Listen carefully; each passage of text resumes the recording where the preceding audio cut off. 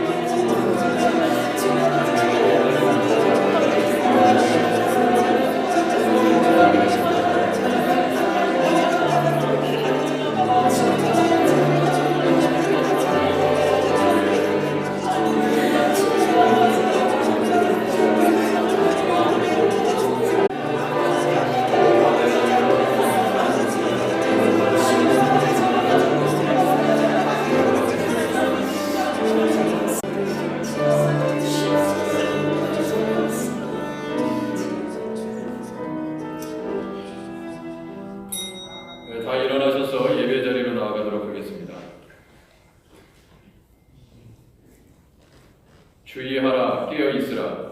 그때가 언제인지 알지 못함이라. 가령 사람이 집을 떠나 타국으로 갈 때에 그 종들에게 권한을 주어 각각 사물을 맡기며 문지기에게 깨어 있으라 명함과 같으니, 그러므로 깨어 있으라. 집주인이 언제 오는지, 혹 저물 때일는지, 밤중일는지, 닭 울 때일는지, 새벽일는지 너희가 알지 못함이라. 그가 호련히 와서 너희가 자는 것을 보지 않도록 하라. 깨어 있으라. 내가 너희에게 하는 이 말은 모든 사람에게 하는 말이니라 하시니라. 아멘.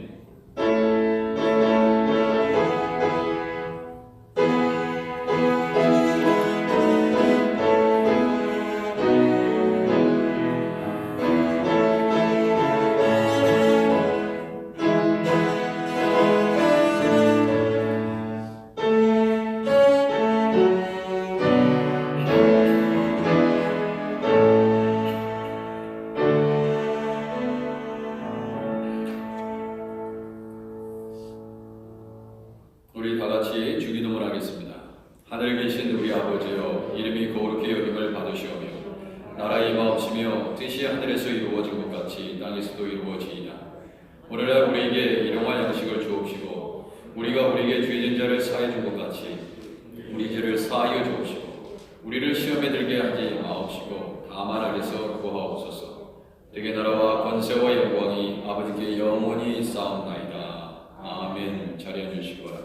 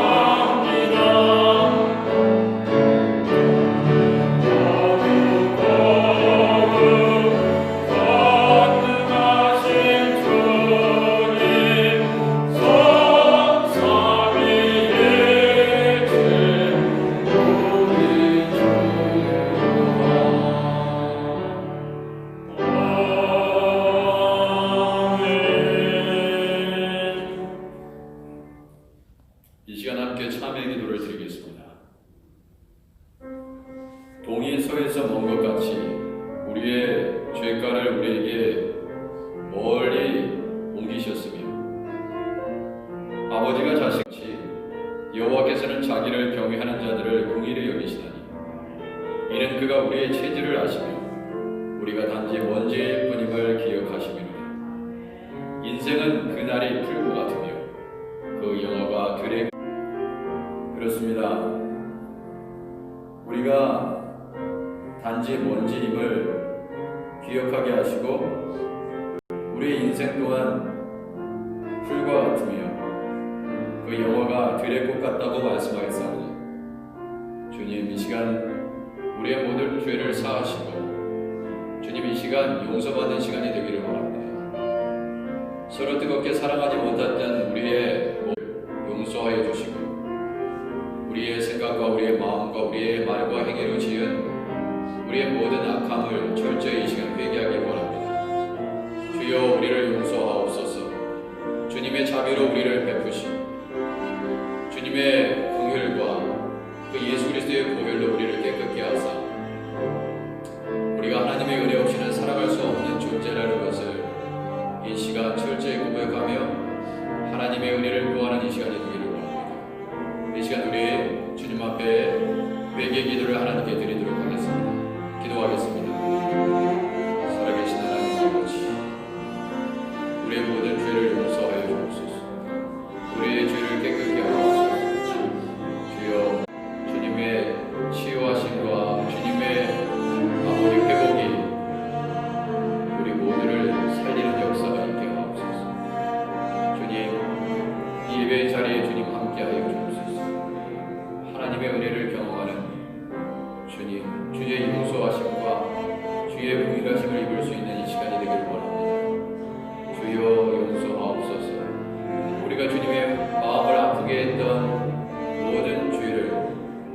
회개합니다.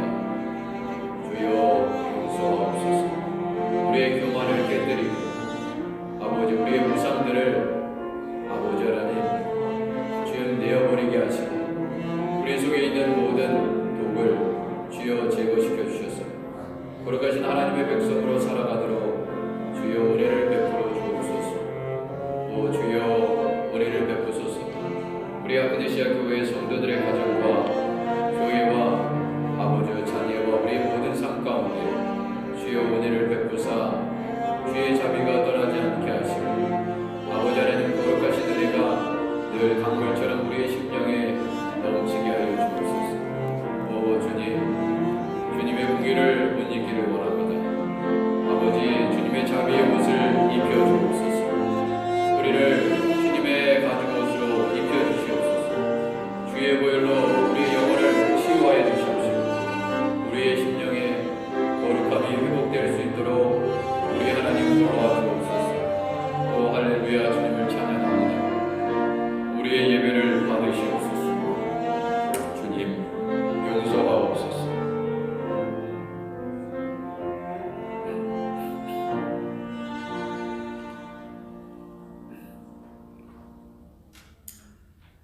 로마 3절 24절 말씀입니다. 모든 사람이 죄를 범하였음에 하나님의 영광에 이르지 못하더니 그리스도 예수 안에 있는 속량으로 말미암아 하나님의 은혜로 값없이 의롭다 하심을 얻은 자 되었느니라. 아멘. 잠시 기도하겠습니다. 주의 약속은 어떤 이들이 더디다고 생각하는 것 같이 더딘 것이 아니라 오직 주께서는 너희를 대하여 오래 참사 아무도 멸망하지 아니하고 다 회개하기에 이르기를 원하시느니라. 주님, 그렇습니다. 주님을 기다립니다. 주님을 사모합니다. 주님, 그러나 우리 주님께서 어느 누구도 멸망하지 않도록 끝까지 오래 참으시고 지금도 예수 그리스도를 알지 못하는 영혼들에게 우리 아크네시아 교회가 복음을 전하도록 시간을 우리에게 아버지 주시고 계신 줄 믿습니다. 주님, 우리 교회 전도와 선교에 집중하는 교회 되게 하옵소서. 주님, 영혼을 사랑하며 아버지 하나님 그 영혼을 구원하는 아버지 하나님 구원의 방주의 역할을 감당하는 교회 되게 하옵소서. 하나님, 오늘도 이 예배를 하나님께서 받으시는 줄 믿습니다. 주여, 이 복된 소식 아버지 하나님 그 예수 그리스도의 구원하심을 아버지 하나님 사모하며 주님 대강절 첫 번째 주일을 맞이하여 주님을 사모할 수 있는 귀한 예배되게 하여 주옵소서. 주님, 주님의 탄생을 아버지 기뻐하며 오실 그 하나님을 기다리는 아버지 간절한 소망이 우리 안에서 떠나지 아니하도록 은혜를 베풀어 주옵소서. 오늘도 예배 가운데 성령께서 친히 역사하사 아버지 하나님 말씀 가운데 찬양 가운데 기도 가운데 함께하사 성도들의 마음을 위로하시고 회복시켜 주시며 아버지 주님으로 인하여 우리 안에 기쁨이 넘치게 하여 주옵소서. 예수님의 이름으로 기도드립니다. 아멘.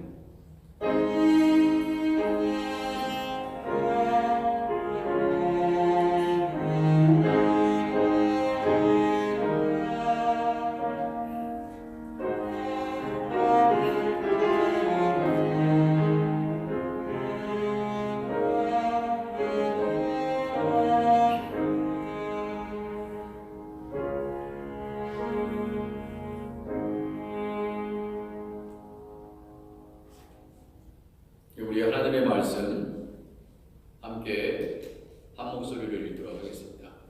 마태복음 24장 42절인데요. 자, 함께 합독하도록 하겠습니다. 시작. 그러므로 깨어있으라. 어느 날에 너희 주가 임하는지 너희가 알지 못함이니라. 아멘. 여러분이 보시기에 저쪽 그 편에 왼쪽 편이죠. 대강절, 대림절로 그렇게 알려져 있는 그러한 절기에 우리가 첫 번째 주일을 맞이하게 됐습니다. 이 대강절 혹은 대림절이로 불려지는 어벤트라는 이 절기는요, 라틴어의 어벤투스라는 말에서 유래했습니다. 예수님의 탄생을 기다리는 4주간을 의미합니다. 이 대강절은 6세기 중엽 그때부터 시작돼서 지금까지 개신교에서까지 절기로 지켜오고 있습니다. 이 절기는 주님을 기다리고 또 사모하는 절기인 만큼 결혼도 하지 않고 이 기간에 절대 결혼하지 않는 그러한 풍습이 있었고요. 왜냐하면 우리는 다 그리스도의 신부이기 때문에 신랑 대신 예수님 외에 다른 일들을 하지 않았습니다. 그래서 특별히 결혼식 같은 경우에는 이 기간 동안은 하지 않았습니다. 그렇게 거룩한 절기입니다. 대림절 강단 위에 켜놓은 촛불은요 모두 5개입니다. 3개의 보라색과 하나의 붉은색 또는 분홍색 또 하나의 하얀색으로 이루어져 있습니다. 첫 번째 보라는 희망을 상징하고, 둘째 보라는 평화를 상징하고, 셋째 보라는 기쁨을 상징합니다. 성탄절을 앞둔 바로 직전 주일에는 붉은색 혹은 분홍색을 정하게 됩니다. 이것은 예수 그리스도의 사랑, 하나님의 사랑을 상징합니다. 성탄절에 점화하는 하얀 것은 바로 그리스도의 탄생을 상징합니다. 자, 오늘부터 시작되는 이 대강절 예배 가운데 하나님께서 큰 은혜로 우리의 심령을 적셔 주실 줄 믿습니다. 제가 이 대강절을 맞이하면서 일반 영어 단어 사전에는 어벤트라고 알려져 있는 이 대강절을 어떻게 사전에서는 설명하고 있는지 그렇게 한번 찾아봤습니다. 여러분들 쉽게 머리암 웹스터 딕셔너리를 보면 그 첫 번째 단어의 뜻에 이렇게 나와 있는 것을 보게 됩니다. The period beginning for some days before Christmas and observed by some Christians as a season of prayer and fasting. 이렇게 되어 있어요. 아시는 바와 같이 이것은 4주간의 썬데이 동안 이루어지고요. 크리스마스 전까지. 그리고 이 기간 동안에는 기도와 금식, 그러한 기간으로 전통적으로 지켜왔다는 것을 알 수 있습니다. 이거는 다 아는 의미이기 때문에 그렇게 특별한 것은 찾아볼 수 없습니다. 그런데 제가 관심 있게 지켜본 두 번째 이 단어의 그 뜻이 있는데, 여러분 그 단어라는 것은 굉장히 일반적으로 사용되는, 가장 많이 사용되는 단어의 뜻은 1번이잖아요. 근데 그 다음번에 그 순위로 봐서 또 쓰여지는 단어의 뜻이 있습니다. 그러니까 꼭 한 단어만 뜻하는 것은 아니라는 것을 여러분 알 수 있습니다. 보통 두 번째, 세 번째까지 있어요. 일반적으로. 근데 더 많은 경우도 있습니다. 두 번째 뜻을 보니까 두 번째 뜻은 이렇게 돼 있어요. The coming of Christ at the incarnation. 이렇게 돼 있어요. incarnation. 말씀이 육신이 돼서 이 땅에 오신 것, 그것을 incarnation이라고 합니다. 그러니까 말씀이 육신이 되어 오신 그 예수 그리스도, 그것이 the coming of Christ at the incarnation. 이렇게 돼 있어요. 여기까지는 천년설의 의미이기 때문에 이와 관련되어 있는 단어이기 때문에 여기까지도 그렇게 독특한 것은 없습니다. 그러나 두 번째 뜻에 A에 해당되는 것이 인카네이션에 대한 거였고요. 두 번째 B라고 표시가 되어 있고 거기에 한 단어가 쓰여졌는데 그 단어의 뜻이 뭐냐? Second coming 이렇게 되어 있어요. Second coming 뭐예요? 예수님이 두 번째로 오신다는 것입니다. 결국 이거는 어떤 얘기를 하냐면 예수님의 탄생 그 직전 크리스마스 그 전에 4주간의 기간뿐만 아니라 이 벤트라는 이 대강절은 결국 세컨드 커밍 이건 세상적인 사전에서도 정확하게 기록되어 있는 거예요.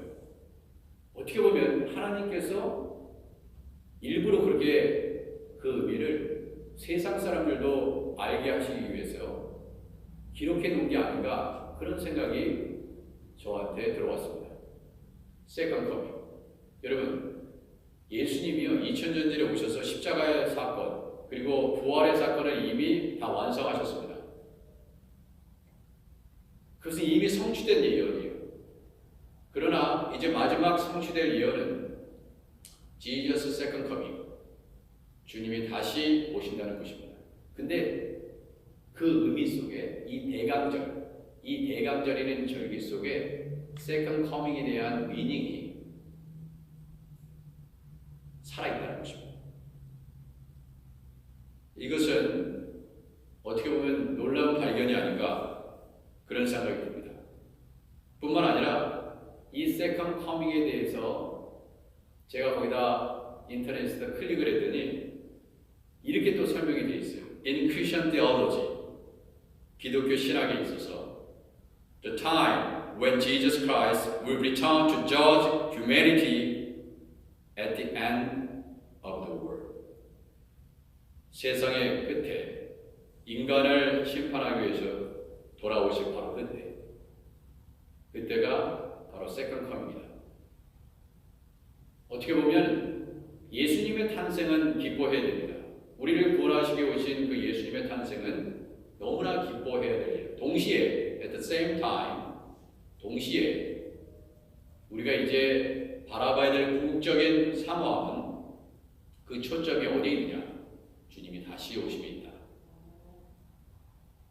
그것을 헬라어에서는 프로시아라고 얘기합니다. 프로시아. 이 프로시아라는 개념은 That's the time of the arrival of Messiah. 메시아의 도래하는 바로 그 타이밍. 그게 프로시아예요. 결국 애드벤트라는 것은 주님의 다시 오심을 또 사모하는 절기다. 이렇게 말씀드릴 수 있습니다. 그러므로 첫 번째 예수님이 2000년 전에 초림하셔서 완성하신 그 사건뿐만 아니라 이제 다시금 오시는 그날을 사모하며 기다리는 기도와 금식을 통해서 그때를 사모하는 시즌이 바로 이 절기 속에 포함되어 있다 하는 것을 먼저 말씀드립니다.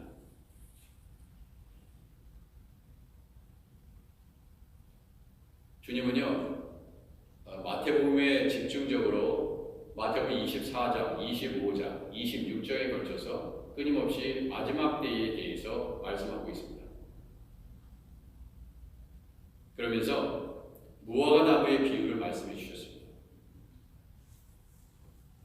마태복음 24장 32절에 이하에 무화과 나무의 비유를 배우라. 그 가지가 열하여지고 잎사귀를 내면 여름이 가까운 줄 아나니 이와 같이 너희도 이 모든 일을 보거든 인자가 가까이 곧 문 앞에 있는 줄 알라. 그렇게 말씀하셨습니다.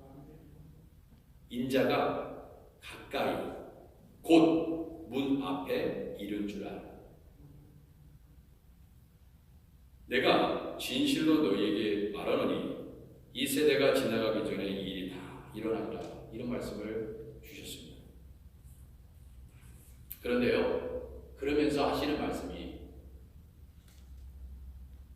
곧 문 앞에 내가 이런 줄 알라 그렇게 말씀하시면서 또 한 가지 단서를 다셨습니다. 그게 뭐냐? 그러나 그랬어요. 그러나 그날과 그때는 아무도 모르나니 하늘의 천사들도 아들도 모르고 오직 아버지만 아시느니라.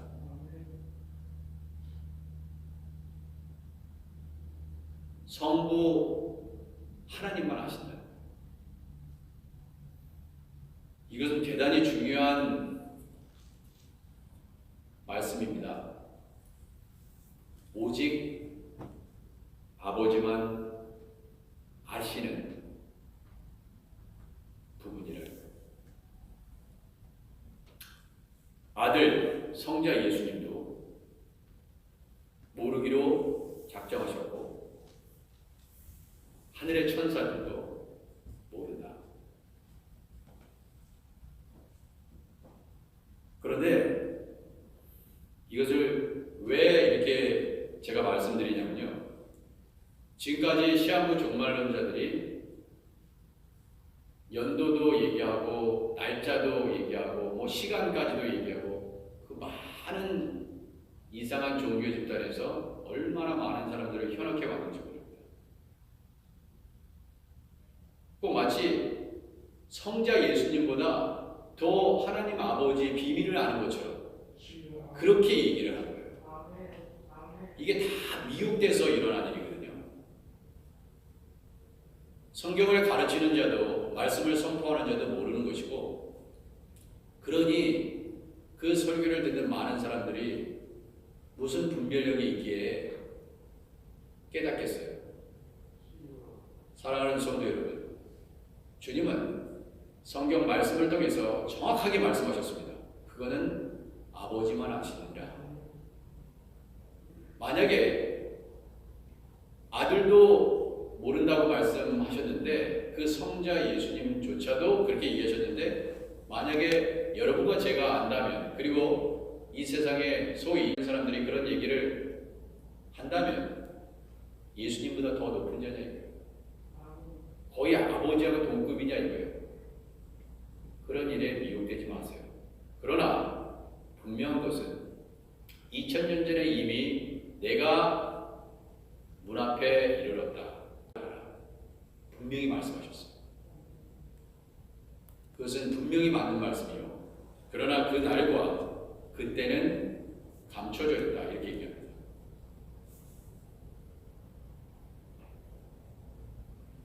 노아 때도 그랬다 하면서 부연 설명하고 있습니다. 노아 때와 같이 인자의 임함도 그러하리라. 홍수 전에 노아가 방주에 들어가던 날까지 사람들이 먹고 마시고 장가들고 시집가고 있으면서 홍수가 나서 그들을 다 멸하기까지 깨닫지 못하였으니 인자의 임함도 이와 같으리라 했어요. 여러분, 이 노아에게 주신 말씀을 잘 생각해 보세요. 이 노아 역시도 단순히 이제 앞으로 홍수가 있을 것이다, 그렇다고 해서 이 노아가 그때와 그 시를 정확히 알고 있었느냐? 아닙니다. 비가 정확하게 몇 시 몇 분에 떨어질지 몰랐어요. 비가 그렇게, 아니 이 땅속에 있는 샘들이 다 터져 나오고, 그죠? 하늘의 공창이 열려서 비가 쏟아지고 물이 쏟아지고, 그죠? 그 정확한 타임을 알았을까요? 몰랐어요. 그것은 아버지가 하시는 일입니다. 그러나 그럴 때가 반드시 온다. 준비해라. 그래서 방주를 만들었다.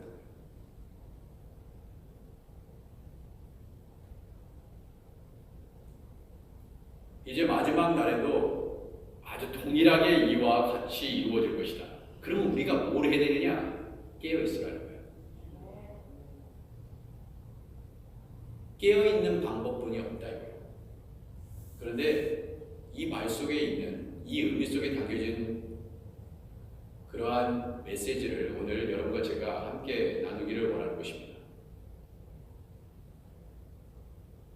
사람들은요, 먹고 마시고 장가들고 시집가고 그럴 겁니다. 지금 우리가 그렇게 살고 있어요. 그럼 이러한 상황 속에서 우리가 어떻게 깨어 있을 수 있겠느냐 하는 것입니다. 여러분, 먹고 마시고 장가들고 시집가는 게 나쁜 일이에요? 아니에요. 우리가 지금 다 하고 있어요. 직장생활 하고 있고요, 공부하고 있고요, 학교에서 가르치고 있고요, 배우고 있고요, 직장생활 하고 있다 이겁니다. 이게 나쁜 일이라고 얘기하잖아요. 다만 이러한 분주함 가운데 열심히 세상을 살아가면서 그럼에도 불구하고 이런 상황 속에서 주님이 곧 오신다는 것을 잊지 말아라는 것입니다. 영적으로 깨어 있어야 됨을 말씀하고 있는 거예요.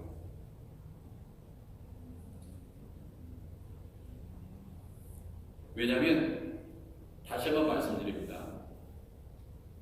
그러나 그날 아무도 모르다니 하늘의 천사들도 아들도 모르고 오직 아버지만 아시느니라.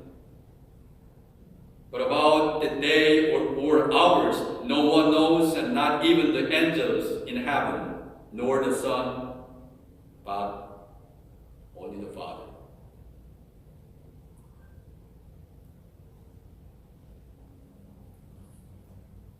심지어 홍수가 나서요, 그들을 다 멸하기까지 깨닫지 못하였으니 인자의 임함도 이와 같으리라 그랬어요. 다 멸하기까지 깨닫지 못한다.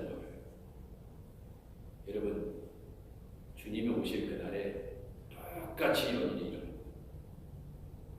저는 하트네시아 교회에서 예배드리는 분들이 그 전에 다 깨달으시고 그 하나님의 구원의 그 은혜를 누리면서 주님을 맞이할 수 있는 그러한 은혜가 임하기를 주님의 이름으로 축원해 드립니다. 그래서 기억해라, 잊지 말아라, 명심해라, 깨어있으라. 어느 날에 너희 주가 임하는지 너희가 알지 못하며.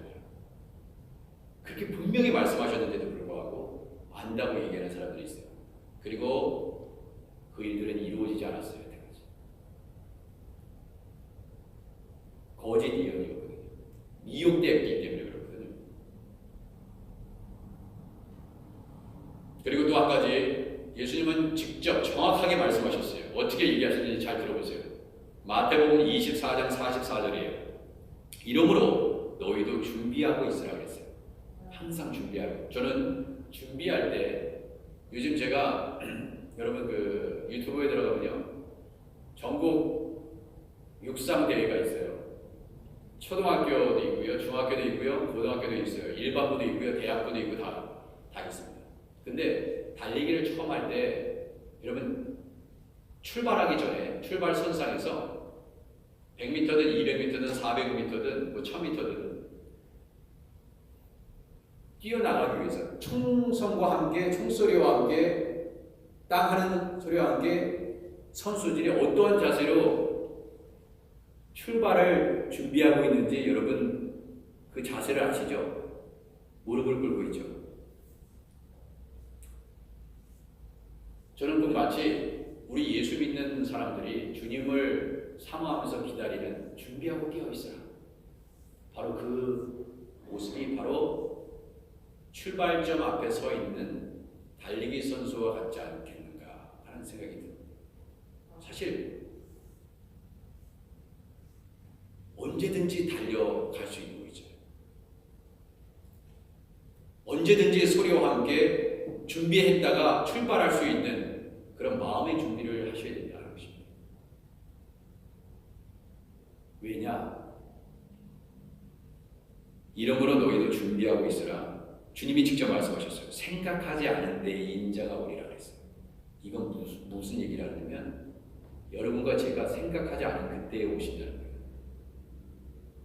중요한 것은 여러분과 저의 생각이 중요하지 않아요. 이 자리에 99.9%가 언제 올 거야? 그렇게 생각을 하고 결단을 하는 것이 중요한 게 아니에요.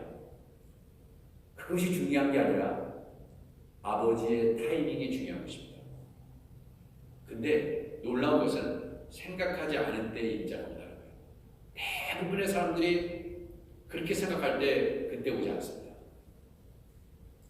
물론 이미 마지막 때는 이미 시작됐어요. 그것은 아버지의 영역이라는 거예요. 여러분 그것을 결코 잊지 마시고 그렇기 때문에 깨어 있어야 된다는 것입니다. 준비하고 있어야 된다는 거예요. 그렇기 때문에 만약에 그걸 안다면 여러분이 막 망나니로 살아요. 망나니에 살아요. 근데 2025년에 어떤 이상한 사람이 예언을 했다고 치자 이거예요. 그러면은 망나니로 막 살다가 그 시점이 딱 다가오면은 이제 회개해야지. 그런 일은 일어나지 않아요.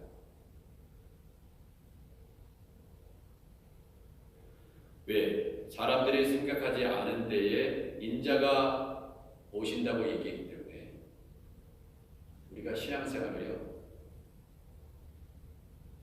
순간순간 매순간 깨어서 해야 될 이유가 여기 있는 것입니다. 어떤 분들이 이런 얘기를 하면요, 저도 마찬가지고 아모스 3장 7절을 인용하면서 그럴 리가 있어요, 그럴 리가 없어요 이렇게 얘기할 수가 있어요. 그 말씀이 뭐예요? 아모스 3장 7절인데 주 여호와께서 자기의 비밀을 그중 선지자들에게 보이지 아니하고서는 결코 행하심이 없으리라 그래요. 그러면 이 말씀 들고 아니 무슨 일이든지 여호와 하나님께서 자기 비밀을 다 얘기해 주시는데 그중 선지자들에게 다 보이는데 아니 뭐 예언하시는 분들 얼마나 많은데 그 사람들한테 다 보여주지 아니하시겠느냐. 다 보여주지. 다 보여주는 거야. 이게 성경 말씀에 이렇게 기록되어 있잖아. 이렇게 얘기할 수 있어요. 천만의 말씀. 제가 서두에 말씀드렸죠. 지금 예수님이 높으신 분이에요. 이 선지자들 하나님의 종이라고 일컬어지는 그런 사람들이 중요한 겁니다. 지금 이거는 이 예수님의 친히 하신 이 말씀은 이러한 선지자들, 죄로 얼룩진 선지자들, 아무리 하나님의 거룩한 종이라 할지라도 쓰시는 종이라도 인간이에요. 사람이에요. 그 속에 죄가 있고요. 하나님이 보여주시지 않기로 약속한 스스로 다짐했던 어떠한 부분에 대해서는 알려고 했다고 해서 알 수 있는 영역이 아니고 마지막 때에 주님이 오신다는 그것은 오직 아버지에게만 감춰져 있는 비밀입니다. 절대 우리가 알 수가 없어요. 그렇기 때문에 깨어 기도하면서 우리가 신앙생활을 해야 되는 이유가 바로 여기에 있는 것입니다. 그렇지 않으면 그냥 살아도 돼요. 얼마나 생각하지 않은 날에 주님이 오신다는 약속을 하셨는지 참 여러 성경 구절에서 말씀하고 있습니다. 마태복음 24장 50절, 누가복음 12장 46절, 마태복음 24장 44절, 누가복음 12장 40절. 그러므로 너희도 준비하고 있으라. 생각하지 않은 데에 인자가 오리라 그랬어요. 그게 1시간 후에 올지도 모르고요, 한 달 후에 올지도 모르고요, 아니 100년 후에 올지도 몰라요, 200년 후에 올지도 모릅니다. 그거는 아버지의 전적인 영역이에요. 그러니 우리의 자녀들도, 여러분의 후손들도, 여러분의 자손의, 자녀의, 손자, 손녀의 후손이 몇 대가 이어져 내려갈지 아무도 모릅니다. 중요한 건 뭐냐? 그들이 모두 다 깨어있어야 된다는 거예요. 그 밖에는 방법이 없어요.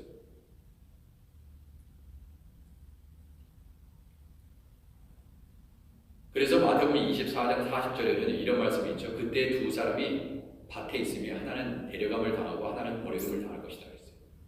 이 사람들 몰랐어요. 반일했어요. 반일하고 있는 거예요 지금. 근데 갑자기 한 사람은 있잖아요, 데려감을 당하고 한 사람은 나왔어요. 이런 일이 일어날 것이다.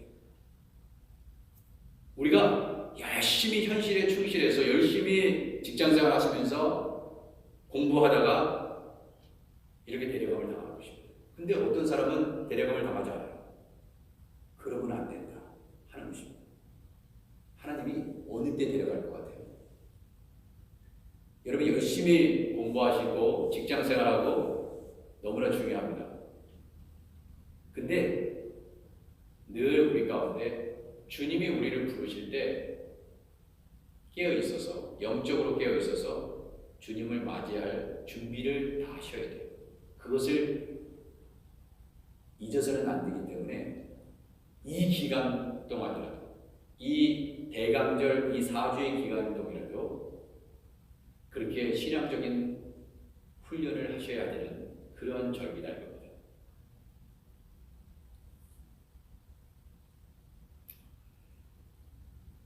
또한 주님은요, 주님의 다시 오심을 말씀하시기 위해서 열 처녀의 비유를 말씀하셨어요. 잘 보세요. 이 열 처녀는 굉장히 깊이가 있는 비유입니다. 왜? 마지막 때의 비유이기 때문에. 어떠한 비유보다도 되게 중요해요. 제가 이 비유를 풀어드리겠습니다.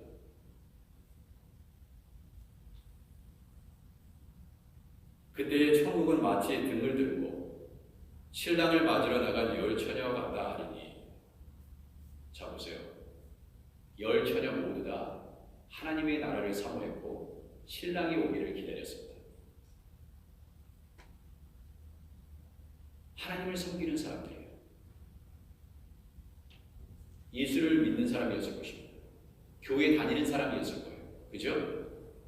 왜? 신랑을 맞으러 나간 열 처녀 같다 하리니. 여기까지는 어느 문제가 없어요. 어떤 문제가 없습니다. 그런데 그 중에 5은 미련하고요, 5은 슬기 있는 자라고 얘기했습니다. 그런데 미련한 자는 등을 가지되 기름을 가지지 아니했다 이렇게 얘기해요. 자, 그런데 이 서두에, 이 속에는 저는 이런 생각이 들어요. 미련한 자는 등을 가지되 기름을 가지지 않았다. 아니, 신랑을 맞이하는데 기름을 준비하지 않아요. 그런데 이 기름이라는 것은 여러분 여기서 어떤 의미를 가지고 있냐면요, 충분한 기름이 없다는 뜻이에요. 지금 당장 몇 시간, 아니 반나절 그 정도는 쓸 수 있는 기름인데 그 이상 신랑이 더디 오게 되면 그 기름이 없기 때문에 등잔불을 밝힐 수 없는 거예요. 그러므로 중요한 것은 슬기 있는 자냐 미련한 자냐, 이것을 결정할 수 있는 가장 중요한 부분은 넉넉한 기름, 충분한 여유 기름, 아니 더 정확하게 얘기해서 신랑이 올 때까지 지속적으로 빛을 발할 수 있는 기름을 준비했느냐가 중요한 것입니다. 준비한다는 건 뭐예요?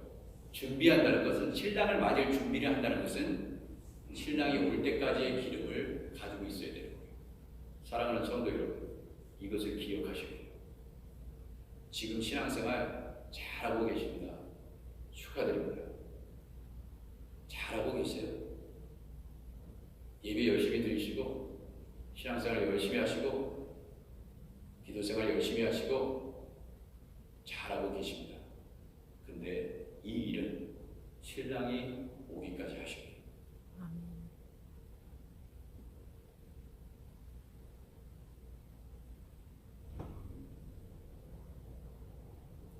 사람들은요, 어느 정도 감이 있습니다.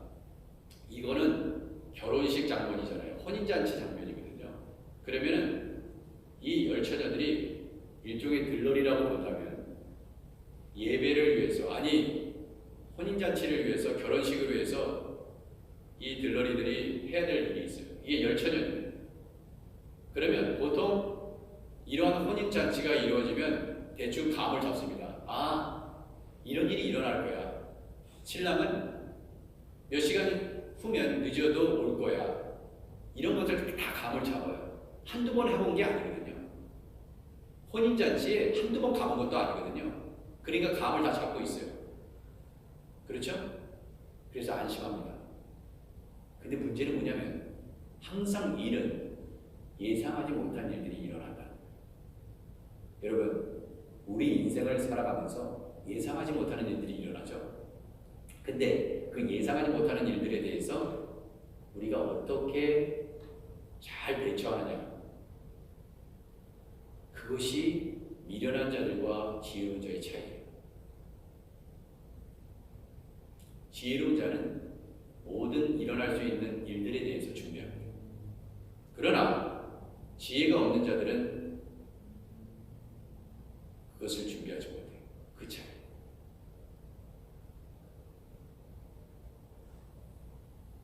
이 슬기 있는 5명의 처녀들은요,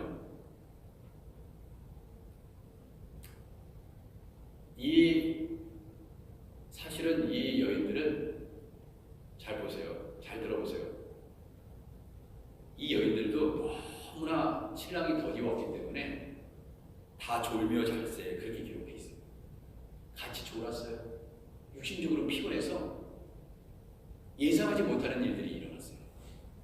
그렇지만 괜찮아요. 왜냐하면 기름을 준비하고 있기 때문에. 미련한 여인들만 지금 졸고 있는 게 아니에요. 자고 있는 게 아니에요. 10처녀 모두 다 신랑의 더디움으로 다 졸며 잘세, 이거예요. 이게 중요한 것입니다. 근데 밤중에 소리가 납니다. 보라, 신랑이 맞으러 나오라. 그렇게 소리가 들립니다. 나팔 소리가 들려요. 주님이 오신다. 주님이 다시 오신다. 나팔 소리가 울려 퍼져요. 그때 신랑을 맞으러 나오라 하면 이에 그 처녀들이 다 일어나 등을 준비할세, 등을 준비합니다. 그런데 미련한 자들이 슬기 있는 자들에게 이르되 우리 등불이 꺼져가니 너희 기름을 좀 나눠달라. 이제 곧 임박했어요. 문 밖에 지금 예수님이 도래한 것입니다. 신랑이 도래했어요. 근데 이제 막 기름이 없어서 꺼져갑니다. 근데 슬기 있는 자들에게 이르되 우리와 너희가 쓰기에 다 부족할까 하노니, 슬기 있는 자들이 어떻게 대답했어요? 기름 좀 나눠달라고 그러니까 너희가 쓰기에 다 부족할까 하노니 차라리 파는 자들에게 가서 너희 쓸 것을 사라, 이렇게 얘기했습니다. 안 나눠줘요. 여러분 잘 보세요. 마지막 날에는 나눌 수가 없어요. 나누고 싶어도 나눌 수가 없습니다. 여러분 아무리 아내가 열심히 예수님을 믿고 예수님의 뜻대로 살고 예수님을 기쁘시게 하는 신부의 삶을 살아도, 예수 그리스도의 신부의 삶을 살아도 그 구원을 남편과 나눌 수 없는 거예요. 그 마지막 때에는 그런 일이 일어납니다. 아무리 사랑하는 내 아들이라 할지라도 내 딸이라 할지라도 절대로 내 몸이 10개월 동안 힘들고 그래서 배 아파서 난 자식이라 할지라도 눈에 넣어 아프지 않을 자식이라도 그것은 내가 할 수 있는 게 아니야. 그때가 온다.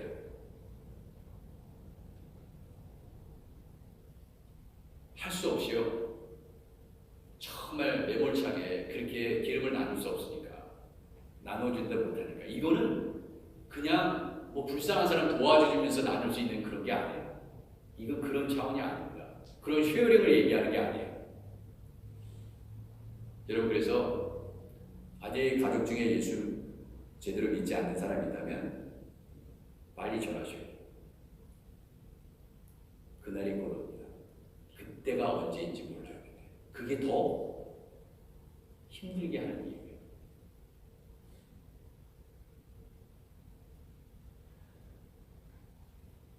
그래서 결국 파는 자들이 가서 너희 쓸 것을 사라 하니 그들이 사러 간 사이에 신랑이 오므로 문제는 이런 일이 일어날 것이다. 언제? 마지막 때에. 마지막 때에 이런 일이 일어납니다. 이때 준비해도 소용이 없어요. 왜? 그들이 살아간 사이에 신랑이 와버렸기 때문에 그렇습니다.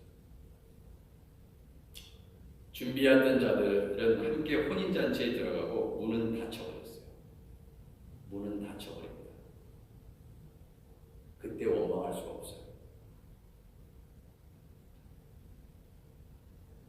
그러면서 그 남은 처녀들이 다 신랑을 맞이하기 위해서 준비했던 인물들이거든요.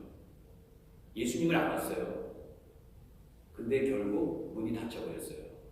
여러분, 이 사실을 잘 깨달으셔야 돼요. 그리고 문을 열어달라고 그렇게 간청했는데 열어주지 않습니다. 왜? 문이 닫혀버렸어요. 진실로 너에게 이르노니 내가 너희를 알지 못하노라. 신랑의 말입니다. 예수님이 똑같이 얘기하시고 계십니다. 이미 다 말씀하셨어요. 여러분, 끝까지 예수님을 잘 믿으시고 봉사해 오신 분 끝까지 봉사 잘하세요.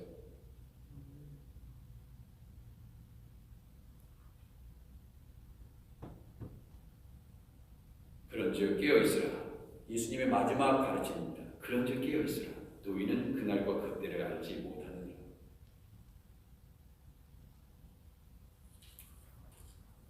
우리 예수님은요, 마태복음 26장 40절 41절에서도 이런 말씀하셨어요. 제자들에게 오사 그 자는 것을 보시고 베드로에게 말씀하시되 너희가 나와 함께 한 시간도 이렇게 깨어 있을 수 없더냐, 이렇게 얘기했어요. 예수님과 제자들, 예수님을 따라서 제자들이 돌아다니면서 예수님을 돕고 섬기고 먹이고 입히고 그런 일들을 계속했잖아요. 제자들이 얼마나 피곤했겠어요. 근데 이런 상황에 당연히 너무나 피곤하니까, 잠이 오는 것 너무나 피곤하니까 충분히 그럴 수 있죠. 그런데 이 와중에 예수님이 하신 말씀이 정말 섬뜩합니다. 이 보세요. 이런 상황에 너 한 시간도 깨어 있을 수 없어, 이렇게 얘기하시면서 시험에 들지 않게 깨어 있기도 하라 그랬어요. 이게 무슨 지금 정황이에요? 지금 육신이 너무 피곤해가지고 예수님 쫓아다니면서 예수님 섬기고 사람들 섬기는 바람에 지금 피곤해 죽겠는데 시험에 들지 않게 깨어 있기도 하래요. 이 말씀을 왜? 이게 굉장히 컨텍스트 자체가 좀 이상해 보입니다. 그런데 이 와중에 시험에 들지 않게 깨어 기도해야 돼, 이런 얘기예요. 아니 내가 피곤해 죽겠는데 당연히 잠이 오죠. 예수님 무슨 말씀하시는 거예요? 시험에 들지 않게 깨어 기도해. 사랑하는 성도 여러분,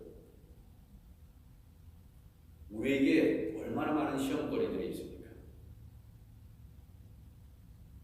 무지 많은 시험거리들이 있어요. 근데 시험에 들면 어떻게 돼요? 죄송하지만 자기 손이에요.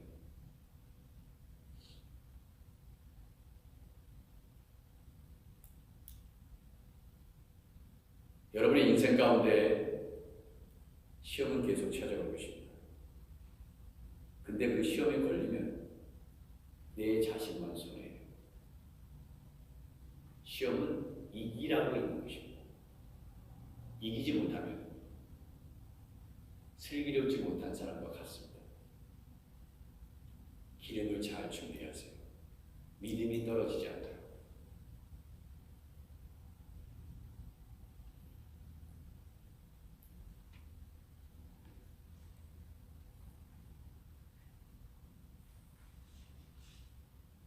사랑하는 성도 여러분, 우리 예수님은요 끊임없이 말씀하셨어요. 마태복음 24장 42절 이하에도 이러므로 너희도 준비하고 있으라. 생각하지 않은 데 인자가 오리라. 그런데 만일 그 악한 종이 마음에 생각하기를 주인이 더디 오리라 하여, 여러분 그거 아시잖아요. 주인이 종에게 모든 것을 맡기고 떠납니다. 그런데 이 종은 언제 올지 몰라요. 더디 올 거야, 이렇게 생각합니다. 그래서 동료들을 때리며 술 친구들과 함께 더불어 먹고 마시게 되면 생각하지 않은 날 알지 못하는 시각에 그 종의 주인이 이르러 어미 때리고 외식하는 자가 받는 벌에 처하리니 거기서 슬피 울며 이를 가리라. 이런 표현이 있어요. 그건 뭐예요? 언제 올지 모르기 때문에 네가 언제 올 거야 하고 방탕하게 살지 말라. 청지기의 역할을 경히 여기지 말라는 것입니다. 언제 올지 몰라. 열흘 후에 올 거야 그렇게 얘기하고 떠났을지도 몰라요. 청지기에게 일을 맡겼을 때. 근데 하루 만에 올 수도 있어요. 무슨 일로 인하여? 주인 마음이에요.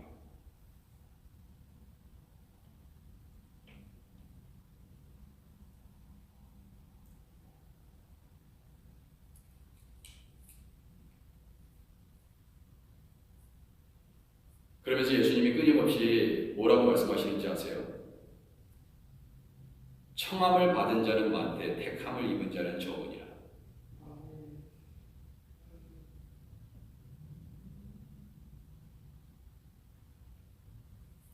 여러분, 예수님은요 이미 승천하시기 전에 이 말씀을 모두 다 하셨고, 그리고 오실 날만 남은 것입니다.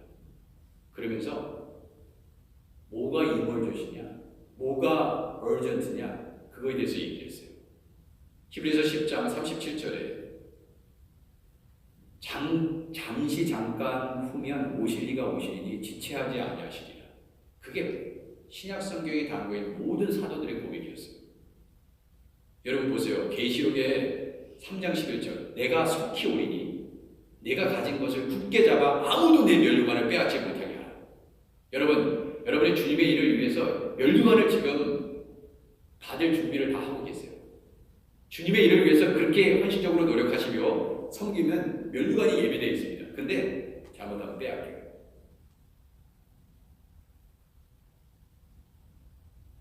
요한계시록 22장 7절 보라 내가 속히 오리니 이 두루마리의 예언의 말씀을 지키는 자는 복이 있으리라 하더라. 22장 12절 계시록 보라 내가 속히 오리니 속히 오는 거예요. 내가 줄 상이 4개 있어 각 사람에게 그 행한 대로 갚아주리라. 우리의 신앙 어드벤트 이 대립절에 대강절에 우리가 생각해야 될 게 뭐냐. 이것들을 증언하신 이가 이르시되 내가 진실로 속히 오리니 내가 진실로 속히 오리라 하시거늘 아멘 주 예수여 오시옵소서. 이렇게 고백할 수 있는 사람들은 어떤 사람들이에요? 깨어있는 분들이에요. 준비하고 있는 분들이에요. 언제든지 오시옵소서. 이건 뭐냐면 우리가 출발점에선 달리기 선수가 그 라인이 있잖아요. 그 라인을 통과하면 끝이에요. 근데 마치 이 선수가 그 라인을 향해서 달려가듯이 땅 하면 출발해야 되잖아요. 출발해서 그 마지막 지점을 통과해 가잖아요. 마치 그런 거예요. 예수님은 계신데 우리가 마치 달려가는 것입니다. 무슨 얘기인지 아세요? 예수님이 내가 여기 있고 예수님이 막 우리에게 달려오는 것 같은 인상으로 여러분 그런 신앙생활을 하면 절대 안 돼요. 어떻게 하냐? 주님은 저기 계시고 우리가 달려가는 것입니다. 그게 아멘 주 예수여 어서 오시옵소서의 고백 속에 담겨있는 의미예요. 깨어있는 분들은 그런 식으로 역동적으로 나이는 먹혀요. 그렇게 신앙생활하는 사람이에요. 주님 나 해야 될 일이 많아요. 저 건축도 해야 되고요. 지금 아이 대학도 졸업 못했고 직장도 못 잡았어요. 이제 사업 시작하려고 합니다. 코로나 팬데믹 끝나면 나 준비하고 있어요. 좀만 더 늦게 오세요.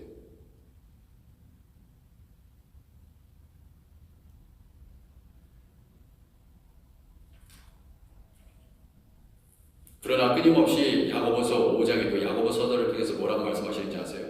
형제들아 서로 원망하지 마라. 그리하여 심판을 명하리라. 보라 심판주가 문 앞에 서 계시니라. 너희들 뭐하고 있냐? 뭐하고 있어? 주님이 바로 네 앞에 있느니라.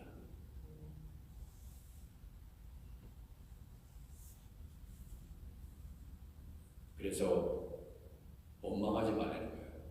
사랑하는 성도들, 가난한 자가요. 가난한 가정에서 태어나가지고 부모를 원망해 보세요. 아무 의미 없어요. 부모 열심히 부모님 원망해 보세요. 마음에 부모님 미움을 가지고 살아보세요. 원망해 보세요. 삶은 변하지 않습니다. 어떻게 하면 그 어려움을 이길 수 있어요? 우리 부모님은 너무나 가난하지만 내가 이 집안을 일으키리라. 열심히 공부하고 열심히 일합니다. 그래야 가난에서 벗어날 수 있는 거예요. 원망 아무리 해봤자 자기 자신을 불행하게 할 겁니다.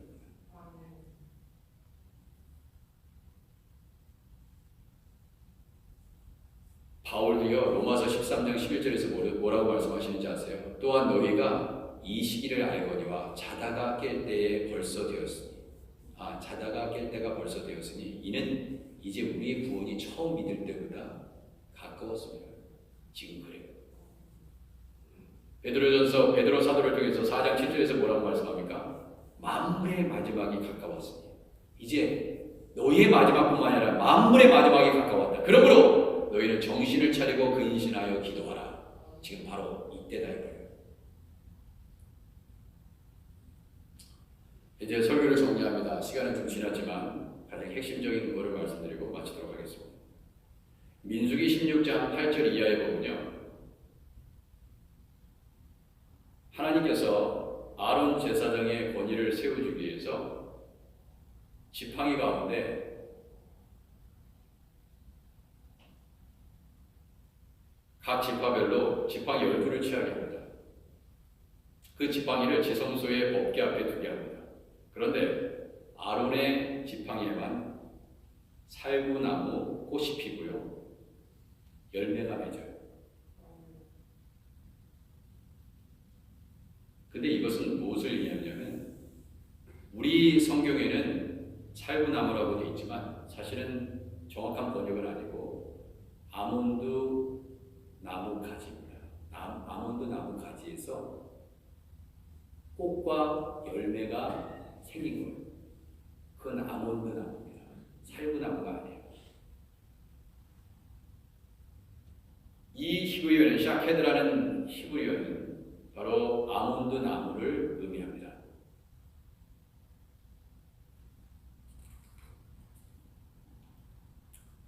모세가 그 지팡이들을 증거의 장막 안 여호와 앞에 두었더라. 이튿날 모세가 증거의 장막에 들어가 본즉 레위 집을 위하여 낸 아론의 지팡이에 몸이 돋고 순이 나고 꽃이 피어서 결국 살구 열매가 열렸더라 했어요.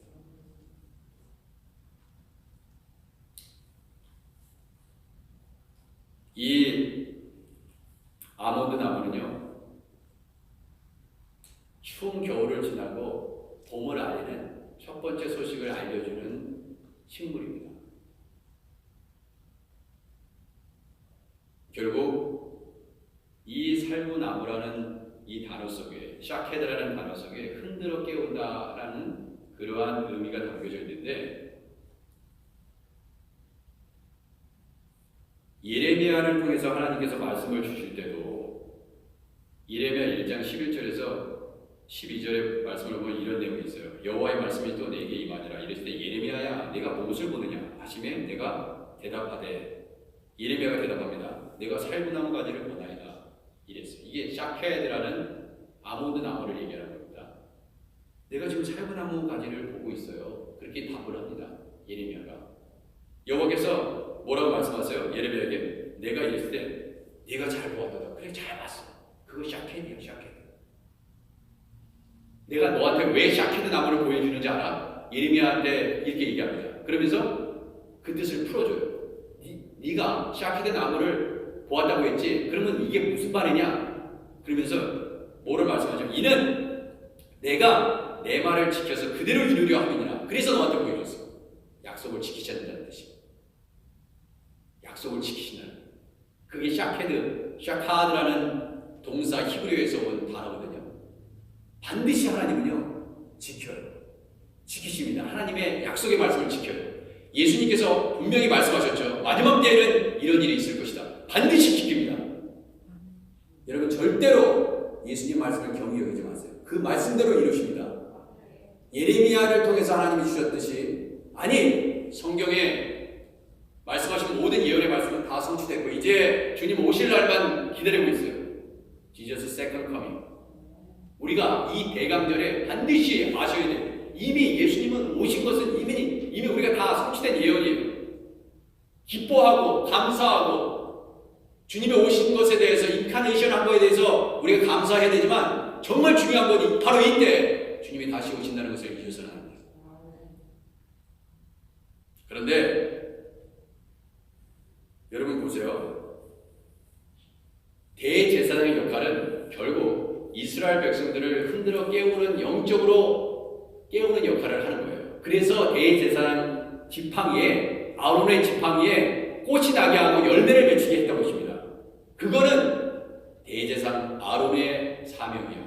너네들 다른 지파들은 아니야. 그거 말씀하신 거거든요. 자, 그런데 여러분 신약 성경에 와서 베드로전서 2장 9절에서 뭐라고 얘기합니까? 그러나 너희는 택하신 족속이요 왕같은 제사장들이요 거룩한 나라요 그의 소유가 된 백성이니 이는 너희를 어두운 데서 불러내어 그의 기이한 빛에 들어가게 하신 이의 아름다운 덕을 선포하게 하시는 누구예요? 여러분과 저예요. 여러분과 제가 지금 제사장의 역할, 거룩한 나라의 백성, 거룩한 제사장들이에요. 왜? 여러분의 마음속에, 심령 속에, 여러분 안에 성령이 내주하시고 계십니다. 그러면 어떤 역할을 해야 됩니까? 깨어 있어야 돼요. 이스라엘 백성들을 흔들어 깨우기 위해서는 제사장이 먼저 깨어 있어야 되죠? 근데 이제는 여러분과 제가 영적인 제사장이에요. 그러면 우리가 어떻게 살아야 됩니까? 깨어 있어야 돼요.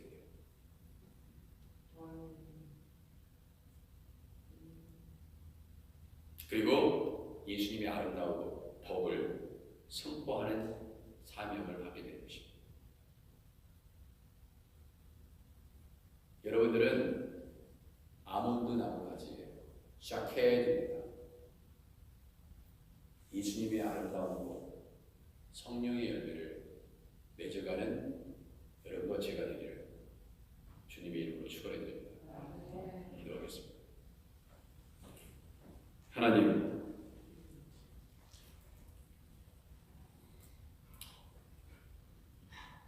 우리를 샤케드 나무, 아몬드 나무로 부르시고 예수 그리스도의 꽃향기를 드러내는 우리 하크네시아 교회 되게 하옵소서. 성령의 열매를 맺어가는 그런 귀한 종들이 되게 하옵소서. 예수님의 이름으로 기도드립니다. 아멘. 우리 다 일어나셔서 예배를 봉헌하겠습니다.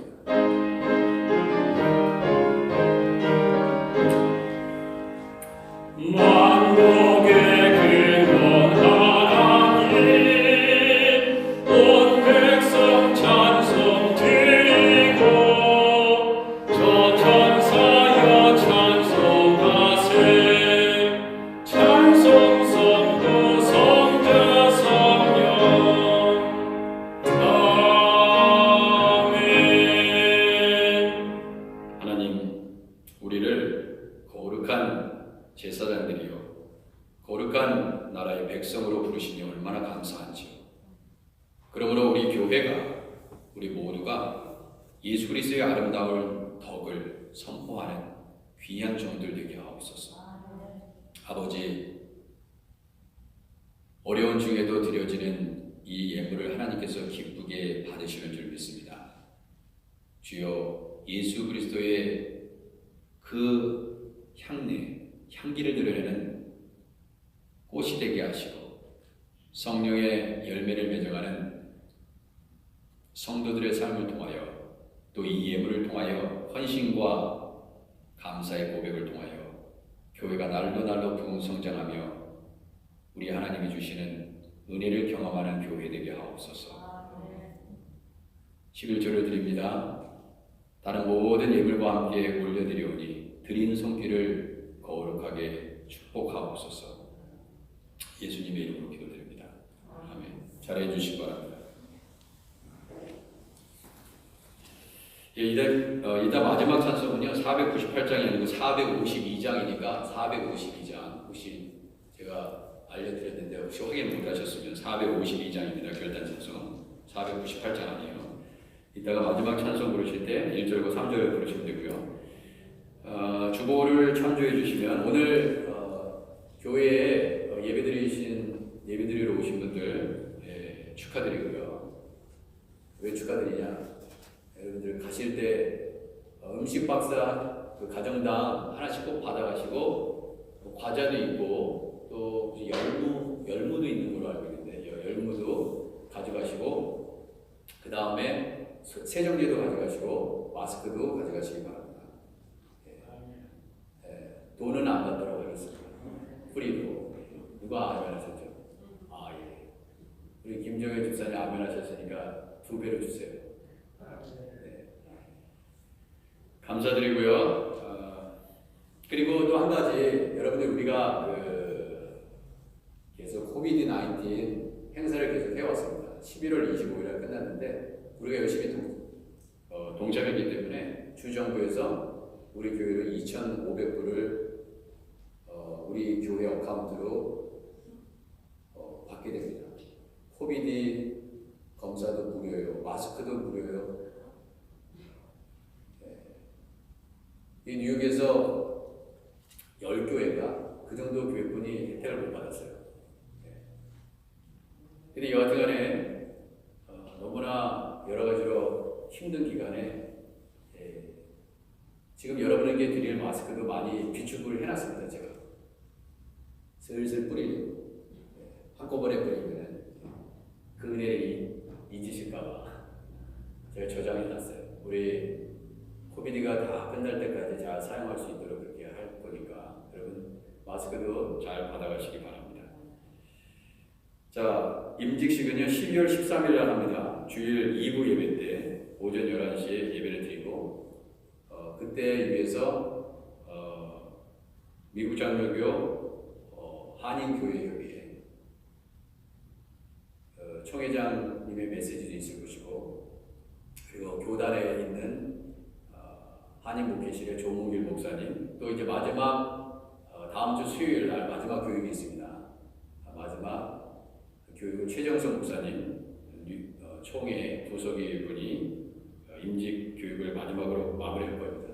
지난주에 제가 2번 어제 저녁까지 마무리했고 제 5차 교육이 있습니다.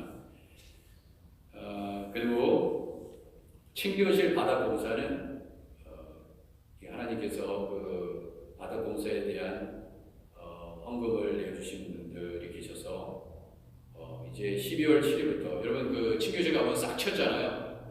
이번 주에 다 쳤습니다. 해주신 분들께 진심 감사드리고 이제 거기를 완전히 새롭게 할 겁니다. 12월 7일부터 한 주간 동안 하게 되니까 여러분 새로운 친교실에서 좋은 그러한 시간이 곧 오리라 그렇게 생각이 듭니다.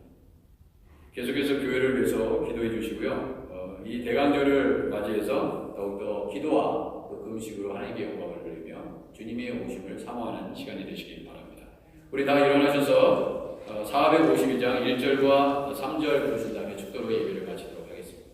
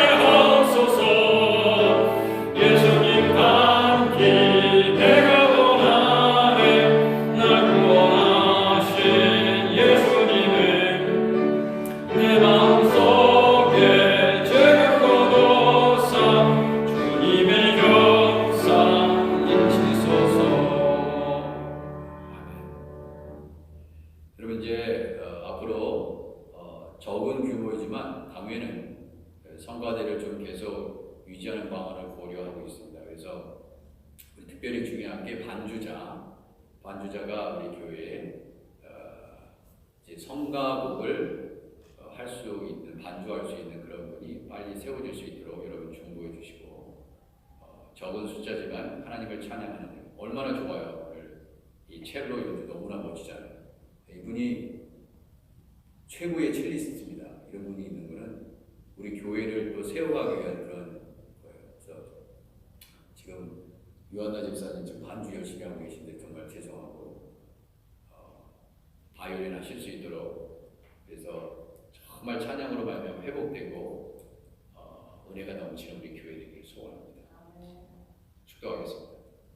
이제는 우리를 구원하시기 위하여 인카네이션 하시고 또한 장차 마지막 날에 우리를 심판하게 하기 위하여 또 상주시기 위하여 이 땅에 오시는 그 예수 그리스도의 크신 은혜가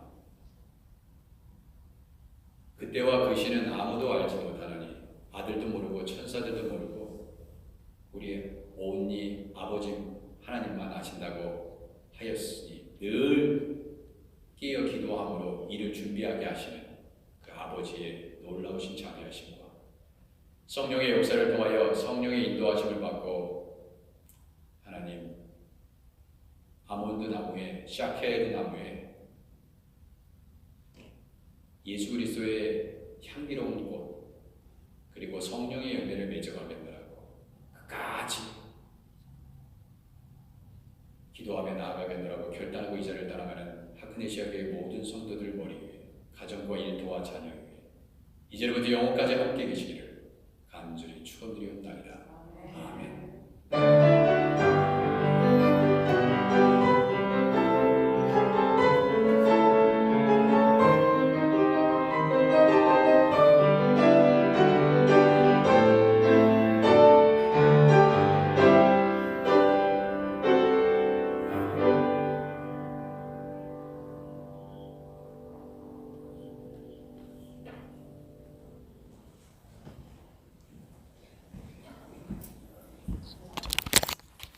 하셔서 박수 주시는 거